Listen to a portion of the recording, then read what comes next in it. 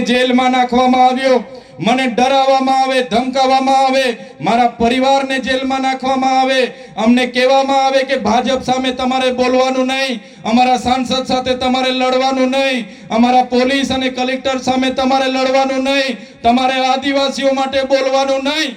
ત્યારે અમે પોલીસ અધિકારીઓને કીધું હતું, ત્યારે પણ એ ભાજપના નેતાઓને જેલોમાંથી પણ અમે કીધું હતું તમારે જેટલી જેલો કરાવવાના કરાવી લેજો, તમારે જેટલી જેલો કરવાની હોય, જેટલી એફઆઈઆર કરવાની હોય કરાવી લેજો. અમે અમારા સમાજ માટે લડીએ છીએ, લડીશું અને તમારી જેલથી અમે ડરવાના નથી. છેલ્લા શ્વાસ સુધી આદિવાસીઓ માટે અમે લડતા રહીશું. અમે જોયું છે એ લોકોની કરની અને કથની એમની નીતિ જોઈ છે. ત્યારે મારા અહીંના યુવાન સાથીઓને કહેવા માંગુ છું, ગમે એટલા પ્રશ્નો લઈને જઈશું પણ એ લોકો સત્તામાં હશે તો આપણું કોઈ નિરાકરણ નથી લાવવાના.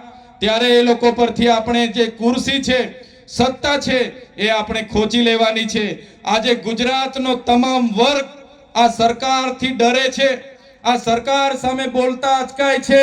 ત્યારે આમ આદમી પાર્ટી એટલા માટે જરૂરી છે, આવનારા દિવસોમાં આદિવાસીઓના સંવિધાનિક અધિકારો હોય, આદિવાસીઓના સામાજિક અધિકારો બચાવવાની વાત હોય, અનામત બચાવવાની વાત હોય, જમીનો બચાવવાની વાત હોય, કે વિદ્યાર્થીઓ માટે લડવાની વાત હોય, ખેડૂતોના માટે લડવાની વાત હોય, કે અમારા અધિકારીઓ માટે લડવાની વાત હોય, પોલીસ માટે પણ જ્યારે જરૂર પડશે આમ આદમી પાર્ટી લડશે, કર્મચારીઓ માટે પણ જરૂર પડશે આમ આદમી પાર્ટી ત્યારે લડશે.